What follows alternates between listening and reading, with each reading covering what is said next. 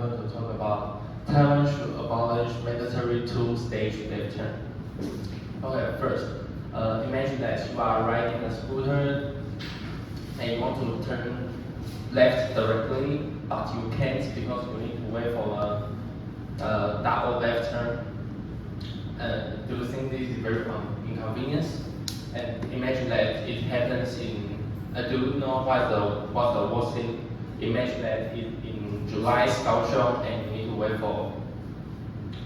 You want to turn when you want to turn left, but you need to wait for 299 seconds traffic lights in this small zone. It's very terrible, right? So, and sometimes you can see this very crowded zone. It's very sometimes will have some dangerous or some accidents in this zone. So we can see in Taiwan, two-stage left turn were designed for safety, but many riders now question that is that still fit for today's traffic situation? But you can see the news, and I use AI to draw a very simple image to introduce this situation. I will quickly go for this. First, the motorbike want to go straight, and then this car want to turn left. Actually, this car need to let the motorbike go first because the motorbike's right is more. Is the right that he can go. He can go. The car needs to let the motorbike go first, but he didn't.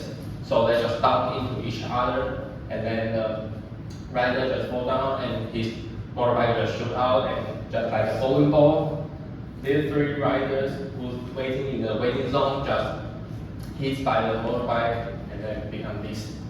So the waiting zone is designed for safety, but I don't think so.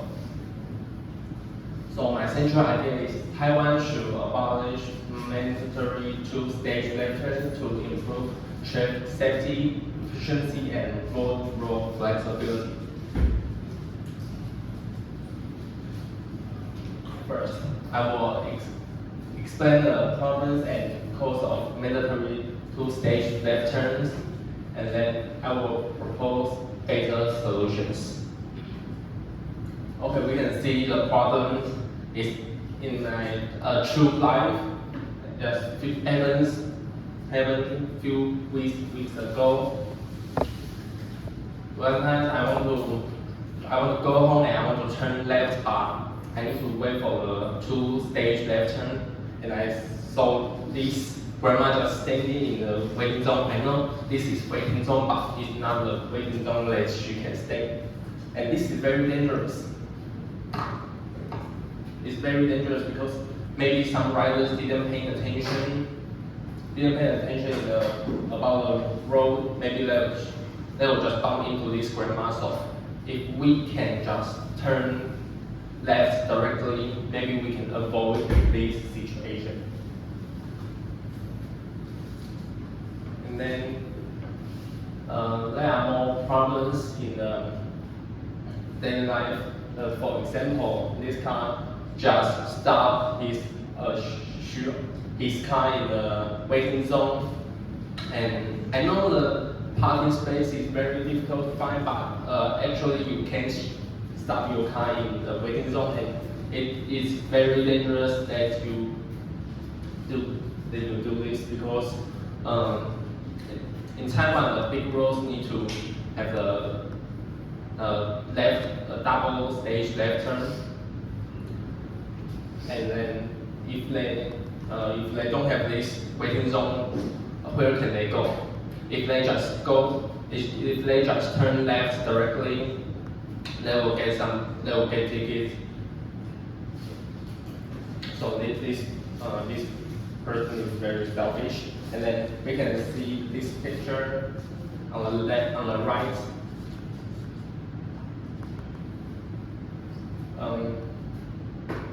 this Taiwan's waiting zone have some bugs that you can see. This waiting zone is very small. It's too small that they can't all stay inside this waiting zone.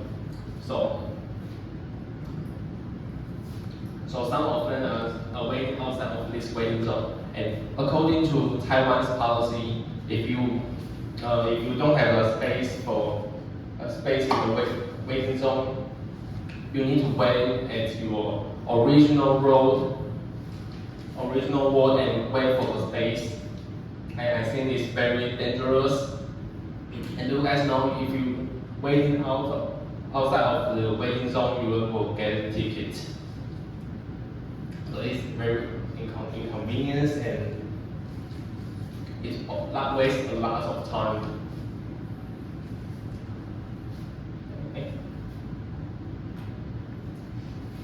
Okay, there are my solutions. So you can see the left one. If we are riding in a big road,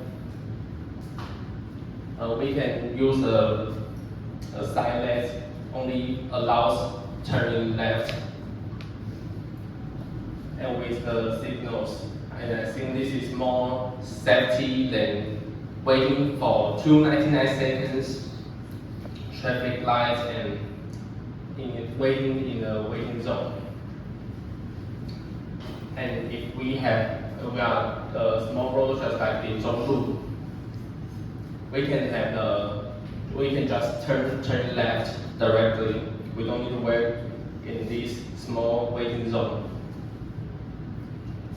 So because I think small roads they don't have so many cars like the big road, so we can just turn left just like the cars. So I think motorcycle can just turn left in a small road. It is not a very big deal. And my conclusion is Taiwan should abolish mandatory two-stage left turns and replace them with more safer and more flexible roads based on road conditions. So I think my comment is useful. So maybe Taiwan's government can consider that, put it inside the new policies. Okay, thank you guys, and this.